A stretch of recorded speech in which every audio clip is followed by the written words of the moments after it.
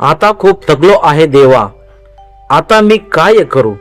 बाळा थांब जरा, इतका का थकलास तू?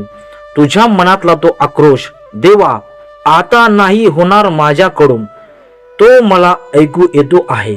तू एकटा नाहीयेस, मी आहे तुझ्या सोबत, नेहमी होतो आणि नेहमी राहील. तू ज्या वेदना सहन केल्या, ज्या रात्री रडत काढल्या, त्यावेळी सगळ्यांनी पाठ फिरवली, त्या प्रत्येक क्षणी मी तुझ्या श्वासामध्ये होतो, पण तू स्वतःकडे पाहिलंच नाहीस. तुला वाटलं की मी हरलो, पण ऐक बाळा, जो लढतो तो कधीच हारत नाही, जो लढतो तो कधीच हरत नाही, हे नेहमी लक्षात ठेव.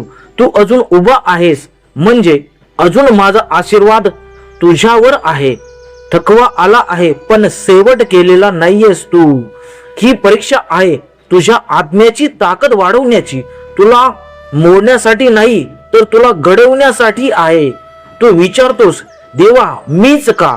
कारण तू खास आहेस आणि तू माझा कायम खास राहणार आहेस. ज्याच्यात सहन करायची ताकद असते त्यालाच मी निवडतो. आता एक काम कर, डोळे बंद कर आणि माझे नाव घे, नाथा नाथा नाथा.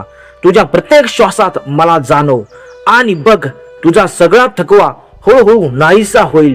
तू पुन्हा उभा राहशील, कारण तू माझा भक्त आहेस आणि माझा भक्त कधीच हरत नाही. विश्वास ठेव, आज नाही तर उद्या तुझं आयुष्य नक्कीच बदलेल आणि त्या दिवशी तू मागे वळून बघशील आणि म्हणशील देवा त्या कठीण काळात तूच माझा आधार होतास. मी आहे बाळा, फक्त विश्वास सोडू नको.